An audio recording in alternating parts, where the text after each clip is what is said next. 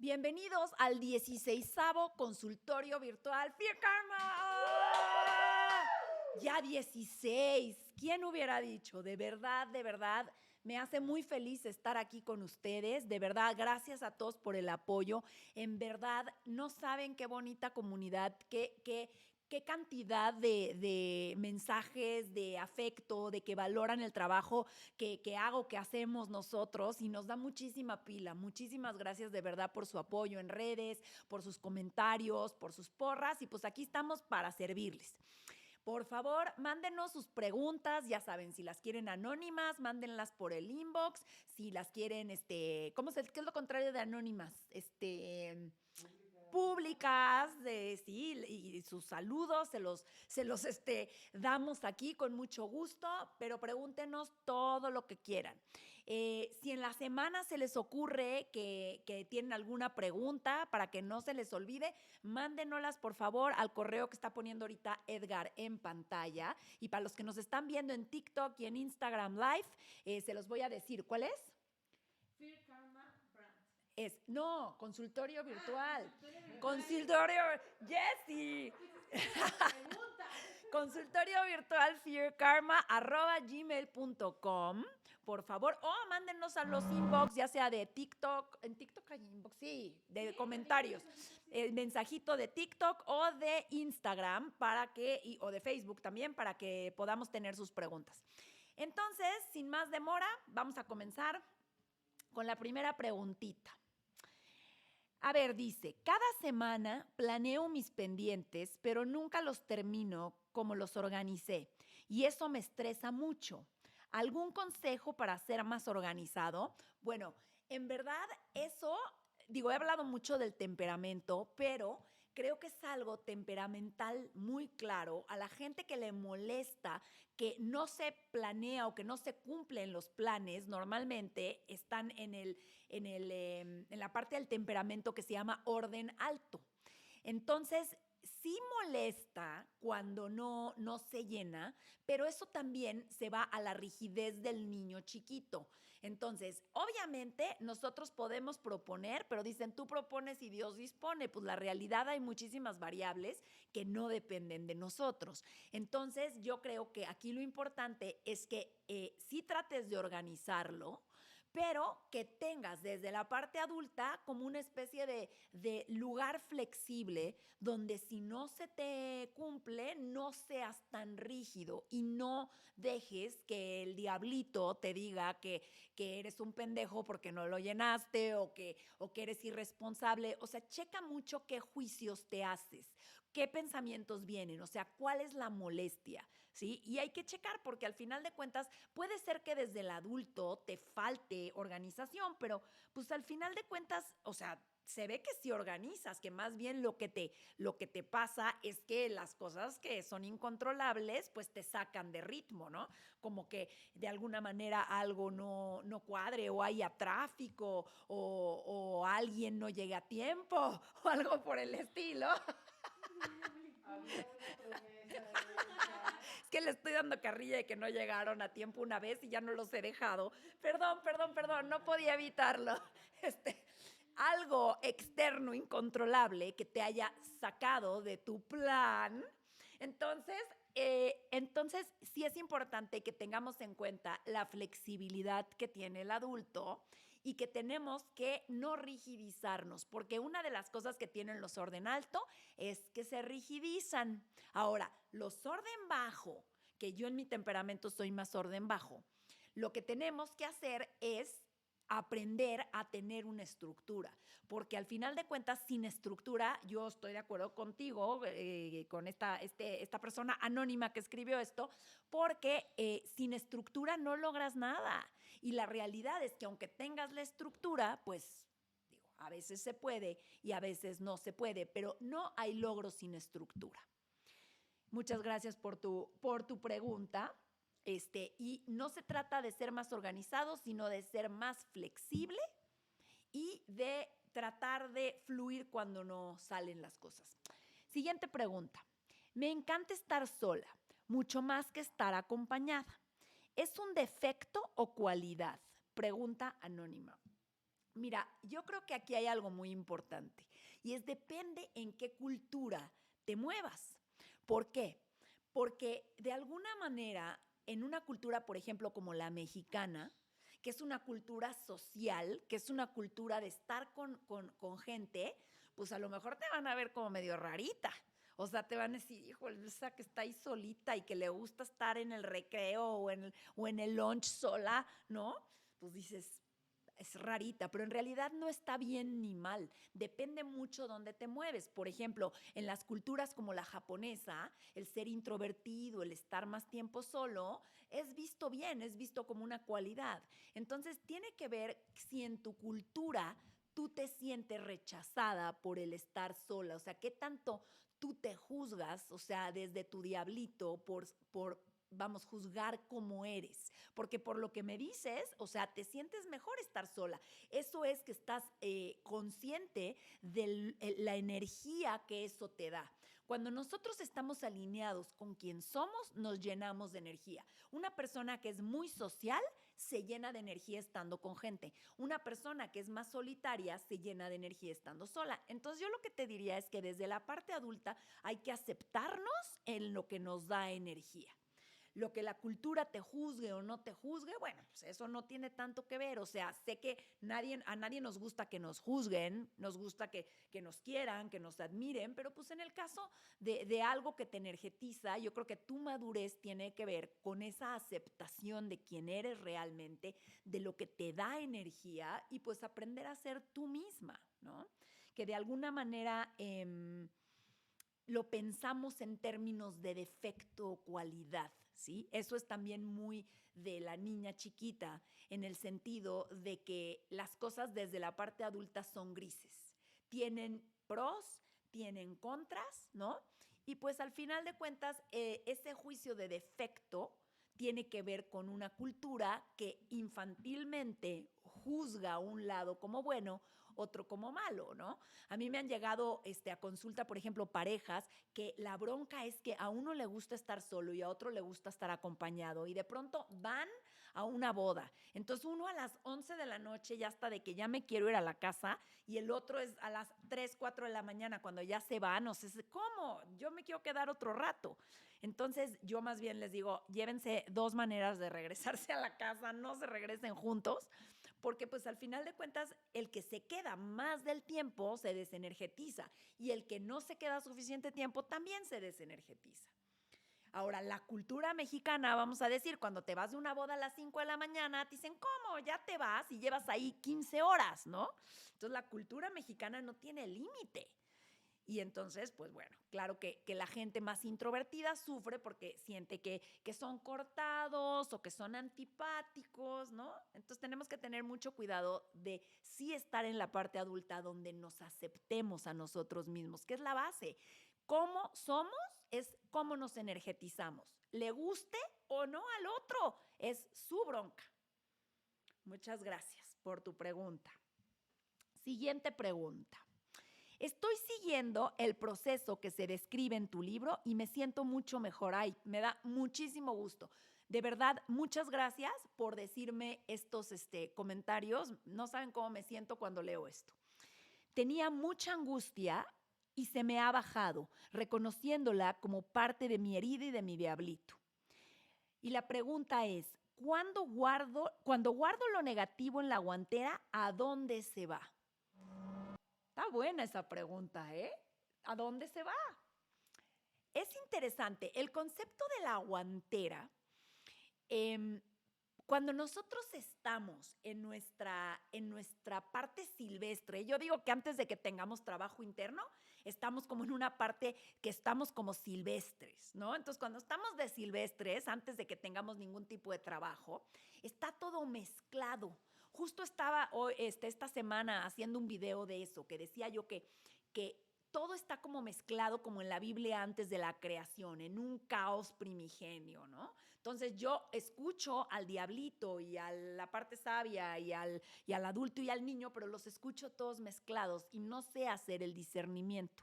Entonces el primer paso es separar la luz de la oscuridad. ¿Por qué? Porque el adulto tiene que estar en un lugar donde está guiado hacia lo positivo.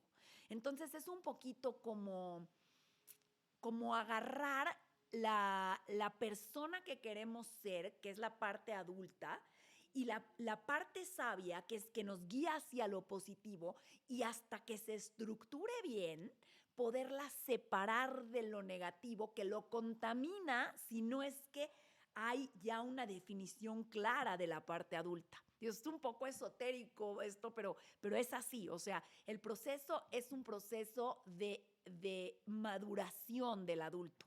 Ahora, el adulto sabe que mientras más fuerte es, ahorita lo vi en mi mente como si fuera uno de estos arbolitos que cuando está chiquito le ponen una bardita, ¿no? Entonces, para que no te agarres de ahí, para que no amarres tu bicla, ¿no? Para que no amarres a tu perro.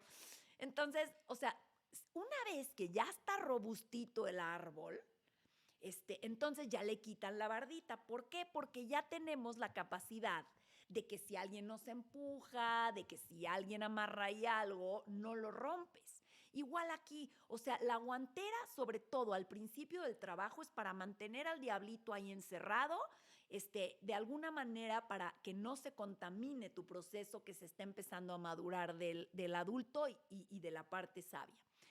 Ahora, otra cosa que ocurre es que cuando tenemos ya esta separación de lo negativo y lo positivo, nos damos cuenta que en esta primera etapa, lo negativo que está en la guantera nos sirve como una batería, como el polo negativo de una batería. Entonces, cada vez que nosotros desde el adulto nos identificamos con la parte positiva de la parte sabia y vemos que está ahí el diablito, se hace una chispa y nos podemos conectar más con la parte sabia. Pero ya no como una concepción de que es malo el diablito, sino es parte del proceso, es parte de. Ahora, ya que está grande el arbolito, ya que lo pintaron de blanco, ¿por qué pintan de blanco los árboles? Creo que es para que no se les suban los bichos, ¿verdad? Pero eso solo lo hacen en México, ¿no? O sea, yo no he visto que pinten los árboles en otros lugares del mundo. ¿No? Hay que investigar qué les echan, pero bueno, ¿cal y sal? Sí. Está muy loco. Ahorita me imaginé en mi mente al arbolito, pero me imaginé pintado. Entonces, pero voy a investigar eso, porque en otros lugares del mundo no le echan cal y sal. Pero bueno, una vez que ya está nuestro arbolito robusto, que ya está el adulto bastante más maduro, la relación con la parte sabia está más fuerte, entonces podemos comenzar a integrar esta parte negativa, que eso sería un trabajo como de Carl Gustav Jung, de integrar la sombra, porque en realidad nosotros en el fondo somos una totalidad. Esa totalidad implica como el yin yang, si han visto el yin yang, que está el blanco y el negro, y en el blanco hay negro y en el negro hay blanco. Cuando nosotros nos aceptamos como un ser total, vamos a pensar, yo a lo mejor desde mi adulto no escojo robar, pero me doy cuenta cuando integro a mi ladrón de la guantera que en posibilidad, en capacidad humana, sí podría robar, pero no es lo que escojo. Entonces hay una diferencia entre la capacidad que reconocerla me hace ser una totalidad, que Carl Gustav Jung le llamaba el self, y que yo lo vaya a hacer porque lo tenga, ¿sí? Que cuando estamos en la primera faceta de silvestres, que estamos en el caos primigenio, nos causa primero mucho conflicto porque a lo mejor no tenemos esa conciencia de nuestra parte buena y nos puede ganar el impulso y a lo mejor hacer algo que no queremos hacer, ¿no? Entonces, cuando estamos en el caos, cuando no tenemos esa conciencia, muchas veces lo que hacemos es que lo proyectamos en otra persona, porque nos da miedo tenerlo, porque no tenemos esa claridad de quién somos y qué es nuestro propósito positivo, ¿no? Entonces, paradójicamente, mientras más sabemos que tenemos a nuestra parte adulta y que tenemos a nuestra parte sabia y que esa parte sabia está hecha en nuestras virtudes, más podemos tolerar que tenemos la capacidad de tener esta parte mala. Pero cuando no lo tenemos nos da miedo porque nos da miedo actuarlo, no tenemos esta guía. Entonces, bueno, ahí es donde es la guantera.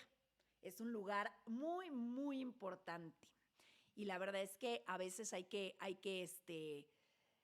pues en un mismo momento, ahorita se los expliqué como si fuera, ahorita ya maduré y cuando maduré ya puedo integrarlo. No, muchas veces, o sea, yo encuentro, después de 25 años de hacer este trabajo, encuentro partes mías que siguen en el caos y partes mías que están en la parte del primer paso de separar la luz de las tinieblas y partes que se están integrando. No es un proceso lineal, es un proceso que yo diría que es más espiral.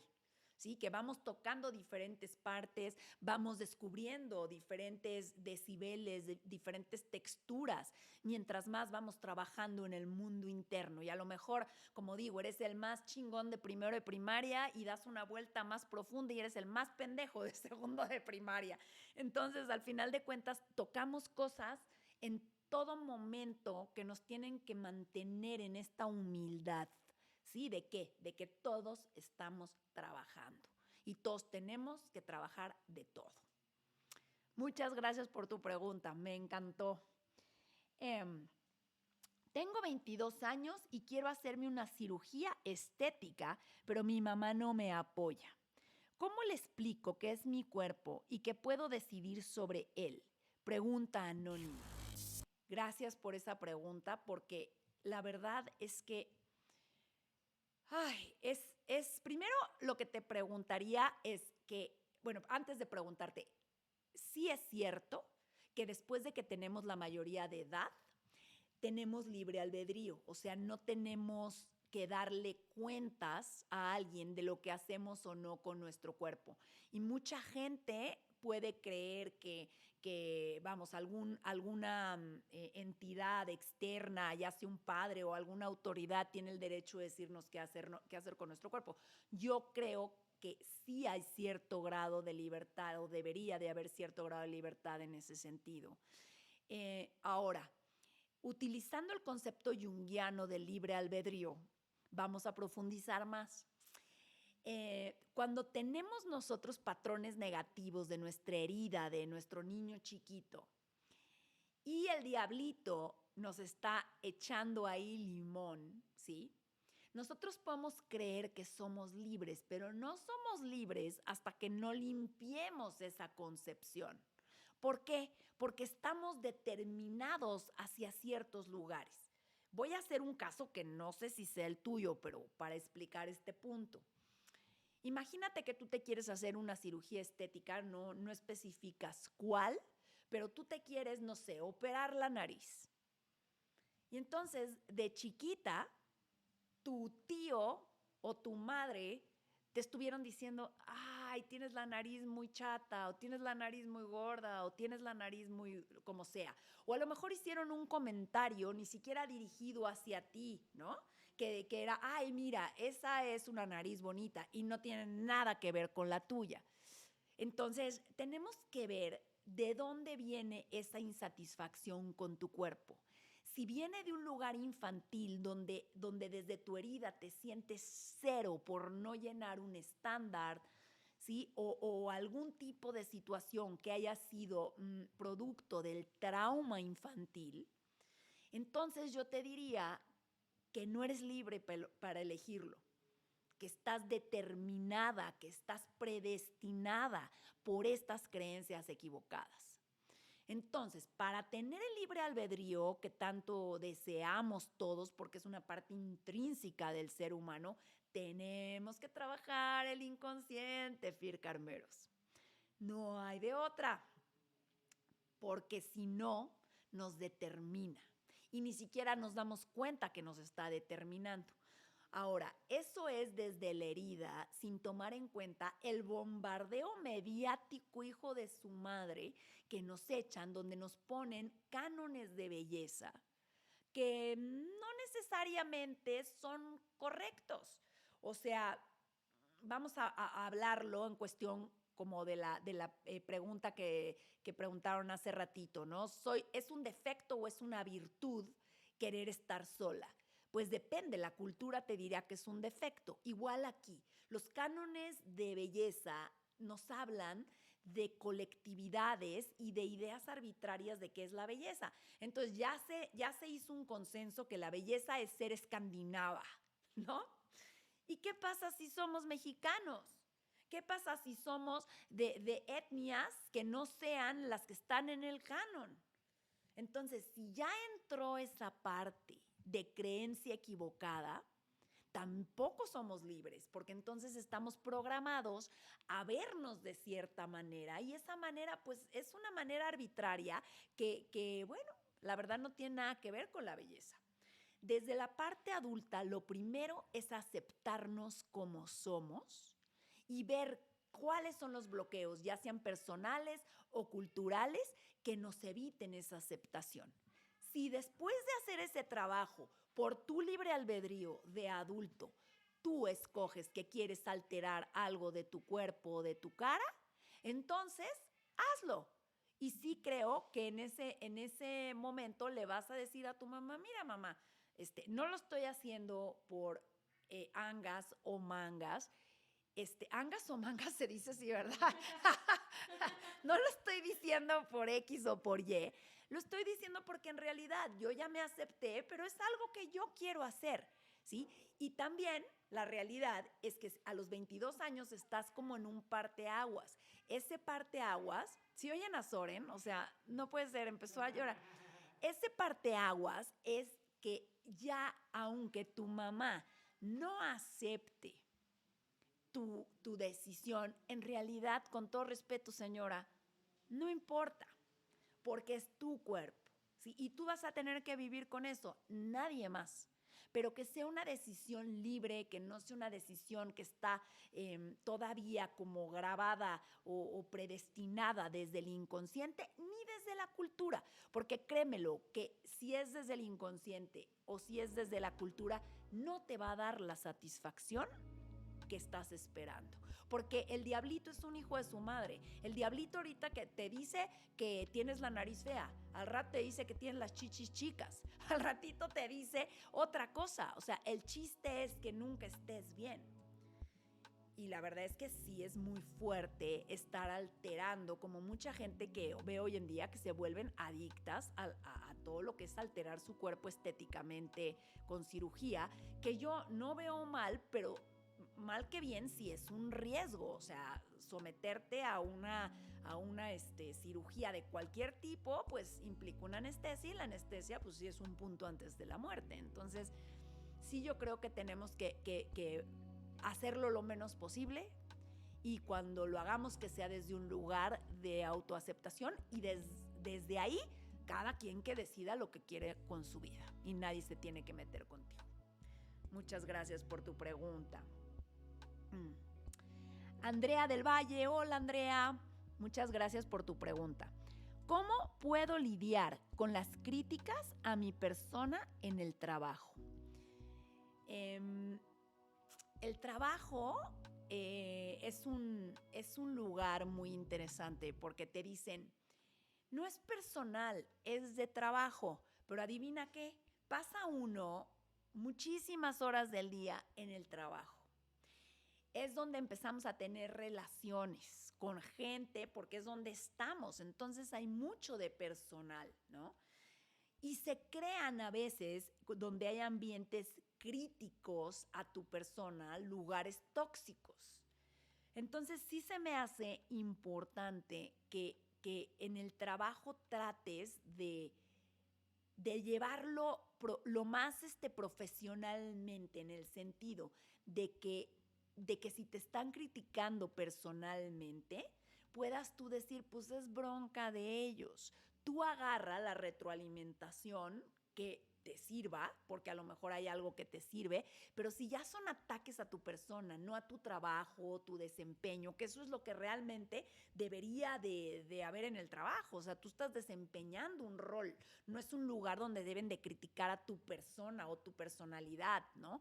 Pero se da mucho precisamente por lo que decía, porque es lo más personal, es cuando estamos más metidos ahí. Entonces, pues yo sí creo que hay que ponerse desde el adulto como una armadura de mantequilla o de teflón para que se te resbale todo lo que no tenga que ver con tu desempeño y que tampoco trates, sobre todo con estas personas, pero en general, de tener una relación tan personal, que sea una relación más que concierna al trabajo, porque luego se mezclan. O sea, yo no digo que esté mal porque ocurre mucho, pero a veces las relaciones de trabajo que se vuelven muy personales pueden llegar a obstaculizar, porque precisamente mientras más personal sea la relación, más desde nuestra parte silvestre proyectamos en el otro, ya sea el bien o el mal, ¿sí? Que es una de las cosas que siempre digo yo cuando trabajo en empresas, que ocurre, o sea, que se da mucha envidia, se da toda una serie de cosas que le proyectamos a la autoridad del jefe que tienen que ver con nuestro niño chiquito y con nuestra herida,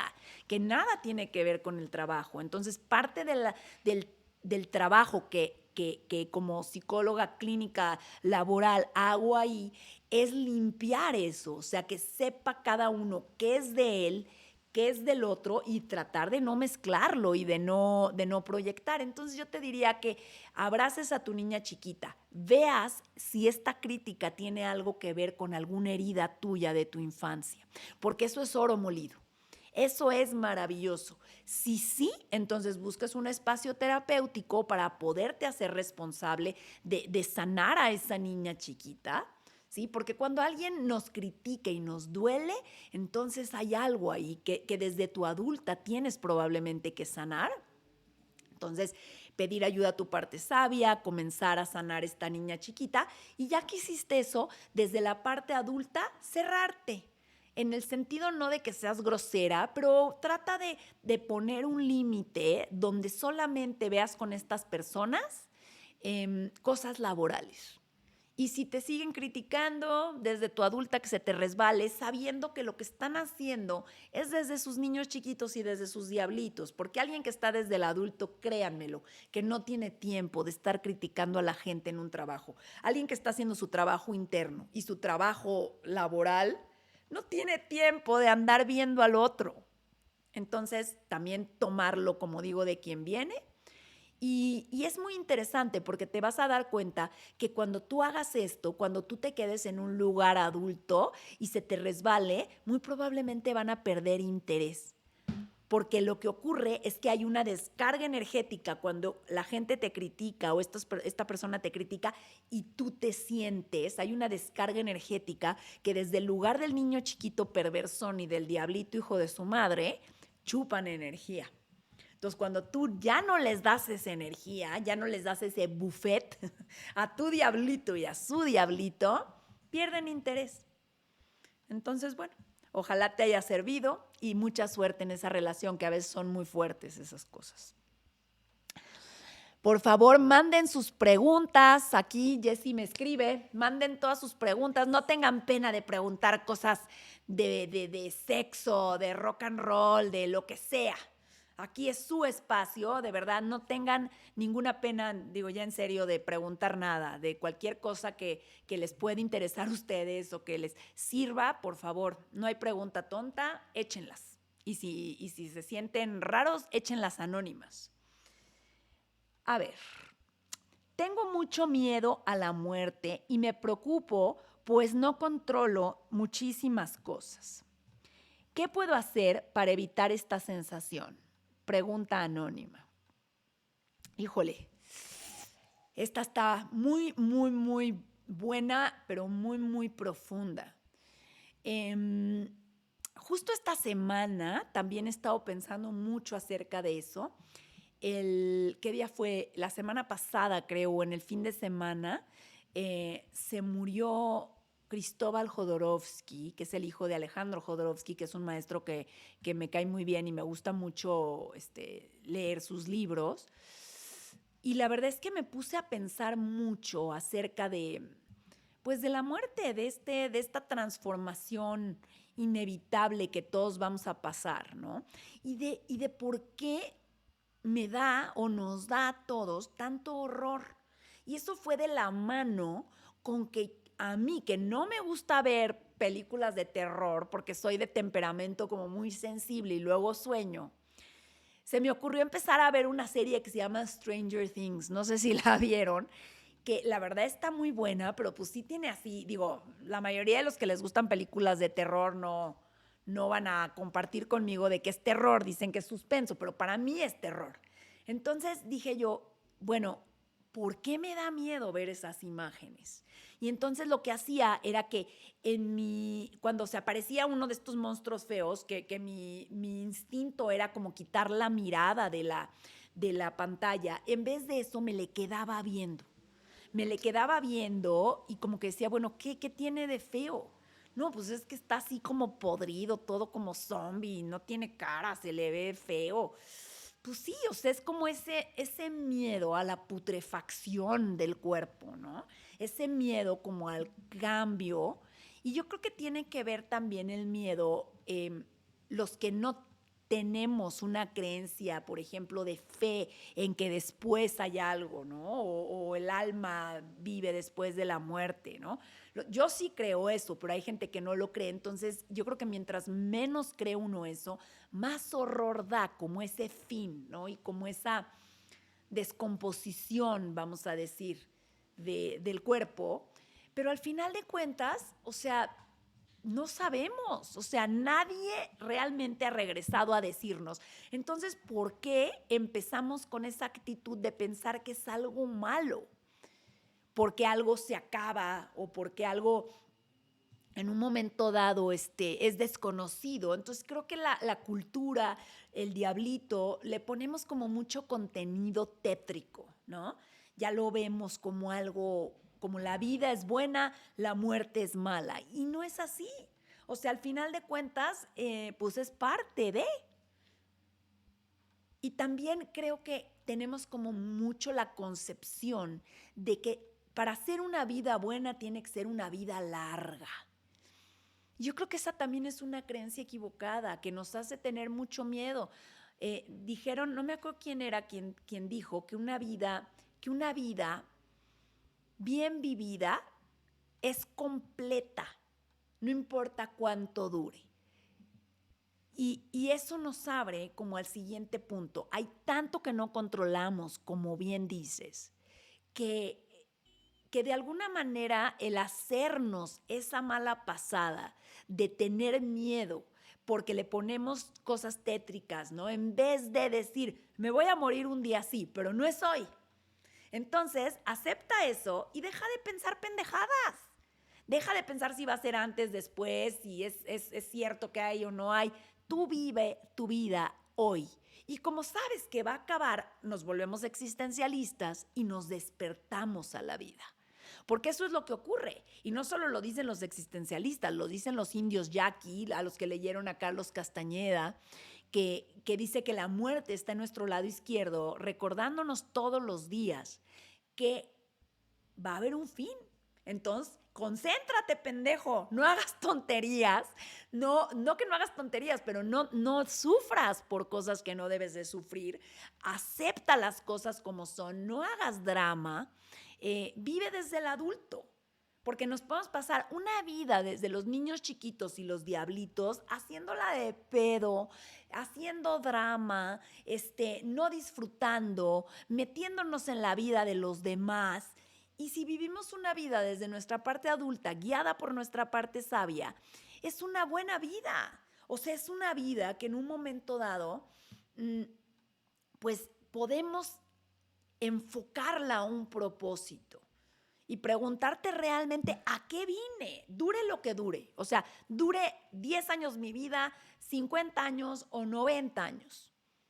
¿A qué vine? ¿Qué es lo que a mí me da sentido? Y eso es algo que cuesta trabajo porque implica el ir adentro de nosotros. Ahora, si la vida fuera eterna, quién sabe si tuviéramos como ese TikTok, como esa presioncita, como para hacer algo, como para no apendejarnos, como para agarrar el carpe diem y decir, agarra el día y haz lo que tienes que hacer y no te hagas bolas, ¿no? Entonces, bueno, yo creo que volviendo a tu pregunta, todos tenemos en cierta medida miedo de la muerte. El que te diga que no te está mintiendo, pero desde el adulto le ponemos un límite. O sea, no nos hacemos películas, sino decimos, no lo sé, y lo sueltas. Tampoco sabemos, ahora sí que lo que va a pasar, entonces lo que no controlas, aprende desde tu adulto a soltarlo. Pero enfócate sobre lo que sí controlas. No desde una negación de la muerte, porque eso es lo que nos da, eso es lo que nos quita ese foco, ¿me explico? Cuando tú te enfocas en lo que controlas, es que ya aceptaste que sí hay un fin. Es como yo viendo al monstruo a la cara, ¿me explico? Si yo ando quitando la mirada, entonces en realidad no lo estoy aceptando, me estoy haciendo pendejo y hago historias o lo que sea, pero el realmente verlo a la cara y decir, quiero que cada día que viva yo, sea uno o miles de días, valga la pena. Que cada día baste su afán y que cada día sea un paso con propósito hacia una meta que yo tengo. Si no he encontrado esa meta, no importa, o sea, la quiero buscar, eso ya tiene un propósito. Entonces, pues, al aceptar la muerte, vamos a aceptar el vivir, el estar aquí y ahora enfocados. Muchas gracias por la pregunta. A ver, para mi Sandy Jiménez, te mando un beso que dice que qué linda reflexión. Te mando besos, mi Sandy Jiménez. A ver, estoy en una relación desde hace 2 años y aunque estoy muy enamorado de ella, existe otra mujer que me gusta. ¿Estoy mal si he pensado en proponerle una relación poliamorosa? No la quiero perder y ella me ha mencionado su interés por las mujeres. Pregunta anónima. Ok, muy buen tema. Muchas gracias por la pregunta. La sexualidad humana. La sexualidad humana es un tema maravilloso porque entendemos muy poquito. Es súper paradójico. Y digo yo que es complicada porque en realidad no hay reglas. Creo yo que mientras la relación sea consensual entre adultos, en realidad no hay reglas y que no se causen daño, me explico, irreparable, vamos a decir, y que sea consensual, pues hay muchísimas cosas que se pueden hacer y que no son malas per se.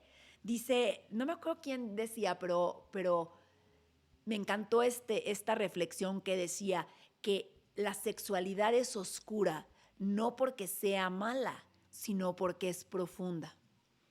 Entonces, como ver un pozo, ¿sí? Un pozo súper profundo, que no es que sea mala esa oscuridad, es que es bien profunda.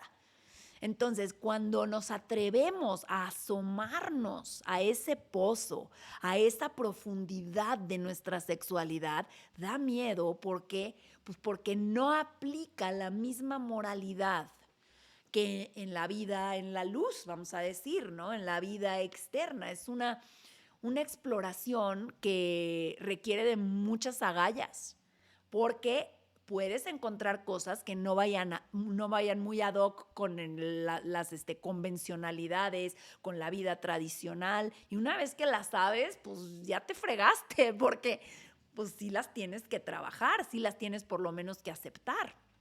Entonces, en este caso, Yo creo que hay gente que es más monógama, gente que es más polígama, ¿sí? Y no está bien ni mal. Pero creo que hay una parte donde para vivir en civilización, la monogamia ayuda mucho. ¿Por qué? Porque creo que realmente, volviendo al ejemplo del árbol, ¿sí? Que sería el adulto, para aguantar una relación poliamorosa se requiere de un adulto súper robusto, que la mayoría no tenemos, señores. Entonces, el poliamor como idea es, pues yo no le veo nada de malo, pero ya en la práctica rara vez lo he visto funcionar porque nos salen los pinches niños chiquitos o se nos quiebra el tronquito delgadito de nuestros adultos. Porque al final de cuentas, digo, me ha pasado que gente que me platica cosas, de pronto, no sé, se les ocurre que quieren hacer un trío. Y entonces están en el trío y los que son pareja invitan a otra mujer. Y entonces resulta ser que están ahí, se divierten un ratito y de pronto la pareja que está todo el tiempo con el hombre se saca de onda porque ve que el hombre tiene una pasión por esta mujer que ya no tiene por ella, pues porque llevan no sé cuánto tiempo juntos. Entonces se requiere de mucha madurez como para poder ver a tu pareja más excitada por otra persona que por ti. Y eso es algo real.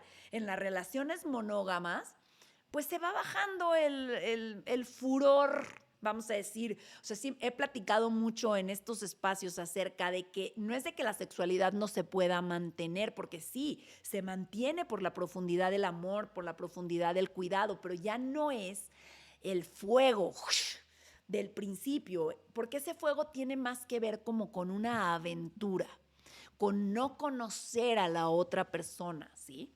Entonces, pues, de alguna manera, digo, en este caso fue una experiencia interesante, pero fue una experiencia difícil de digerir para todos los involucrados, digo, para la pareja monógama, no sé, para la otra chava. Pero sí creo que sí es mejor idea que práctica el poliamor, ¿sí? Me preguntaba alguna vez a alguien, oye, llegará un momento donde me dejen de gustar otros chavos, otras chavas, aunque esté en una relación muy, muy buena con mi pareja? Pues no creo, porque no estamos ciegos, ¿sabes? O sea, no estamos ciegos. Habemos gente que nos fijamos más, sabemos gente que nos fijamos menos, pero pues si ves a alguien guapísimo, pues vas a voltear y pues tu cuerpo va a secretar la endorfina y lo que tú quieras, pero sí creo que hay una parte, y no quiero como satanizar la parte del poliamor, pero sí he visto que muchas veces la dificultad de lo que se requiere hacer para tener tu sexualidad prendida en una relación monógama es como un aliciente a irnos a otro lado, ¿sí? Es como el niño chiquito que quiere tenerlo todo. Cuando tú tienes una relación profunda, monógama, hay que trabajar mucho y hay algo que pagar, hay una renuncia, ¿sí? El adulto sabe que por todo lo que tiene, deja algo al lado, renuncia a algo. Y adivinen qué, a los niños y las niñas no nos gusta renunciar a ni madres. Y no solo eso, sino que el diablito te dice, ¿y tú por qué tienes que renunciar? Hay una sola vida, estás joven, ¿no? O sea, pues bueno, que de alguna manera el estar en el adulto implica que si estás con alguien y si tienes buena sexualidad, aunque haya que trabajarle, pues a lo mejor es suficiente. Pero ese suficiente es del adulto. El niño chiquito tiene que ser perfecto y tiene que ser todo el tiempo. Entonces, bueno, nada más lo que te diría yo es checa desde dónde. Otra vez un poco como la cirugía estética. O sea, Si es desde tu adulto, porque realmente has encontrado que eres polígamo y lo vas a hacer sin poner el cuerno, hablándolo con tu pareja, y estás dispuesto a meterte al desmadre del poliamor, porque es un desmadre, ¿sí? Y requieres de mucha madurez tú y todos los involucrados, porque a lo mejor tú la tienes, pero las viejas no, ¿no? Entonces, también tener esa compasión, que no porque sea algo que tú quieras, no sé qué tanto el otro lo puede aguantar, ¿no? Ahora, si todo esto es así y es desde tu adulto, pues háblalo y paga los precios, porque uno cree que por tener eso no renuncias a nada. Adivina qué renuncias, a la simplicidad. Se vuelve todo muy pinche complejo. Entonces, bueno, siempre hay renuncia, ¿no? Ahora, está muy padre hoy en día que la sexualidad es más abierta, o sea, se habla más temas de homosexualidad, se habla más temas de preferencias sexuales, no preferencias, perdón, de como kinks sexuales, de todo tipo de temas que antes eran así como tabú. Y yo creo que eso está muy bien, o sea, el poder explorarlo está de maravilla. Ahora, también tengan cuidado, porque se puede volver moda. Ahorita, por ejemplo, la parte de explorar la bisexualidad se ha vuelto moda, ¿no? También. Entonces, bueno, yo no lo veo mal, pero también, ¿desde dónde lo hace uno? Lo haces, o sea, te operas la nariz desde la moda de la operación de la nariz, te exploras tu relación homosexual desde una moda, o realmente lo haces desde una convicción. Y no que esté mal, me explico, hacerlo desde una moda, pero sí tiene que ver eso más con con el niño chiquito, que te arrasa como la moda, la cultura, lo que está cool, ¿no? Entonces quieres pertenecer. Y también te mete a lo mejor en complejidades, ¿no? Porque la mente, queridos fircarmeros, la mente, una vez que la expandes, nunca vuelve a su dimensión original. Entonces me decía una chava, me decía, híjole, creo que me voy a arrepentir. Pero le ofrecieron 2 chavos muy guapos hacer un trío. Y dijo ella, no quiero. Y le pregunté por qué, tuve curiosidad, le dije, bueno, ¿por qué dices que te vas a arrepentir y por qué dijiste que no? ¿No? Y me dice, mira, sé que me voy a arrepentir porque quizás no se me va a volver a presentar una situación. Ella en ese entonces estaba soltera, estaba joven, me explico, no tenía ninguna razón por qué no decir que sí. Le digo, pero entonces, ¿qué te frenó? Me dice, mira, la verdad es que me pensé a mí misma qué voy a necesitar para satisfacerme una vez que tuve esta experiencia y me dio miedo. Y ahí hay algo interesante, o sea, una vez que expandes tu mente, también le pierdes como goce, como presencia a lo más sencillo. ¿Sí? Es como las drogas, o sea, por ejemplo, gente que le gusta tener una experiencia sexual con el tipo de drogas sexuales como el éxtasis o como la marihuana, cuando hacen el amor sin eso, ya les parece X. O sea, nuestros receptores dopamínicos de placer también se desensibilizan. Y es como ponerle tinta roja a una rosa, ¿sí? Entonces también hay que tomar eso en cuenta. Los circuitos del placer los vamos expandiendo y a ver si nos satisface las cosas que nos satisfacían antes. Entonces se me hizo como una reflexión muy profunda de esta chava. Le dije, te felicito, porque te quedaste tranquila y te vas a arrepentir a lo mejor de no haberlo probado, pero si lo hubieras probado a lo mejor te arrepentirías de haberlo probado porque se te expandió la mente. Chicos, aquí hay precios. En lo que sea que hagas, nada está bien en ese sentido, ni nada está mal en lo sexual, pero sí en un momento dado pagas precios. Obvio, mientras sea consensual y adulto. ¿no?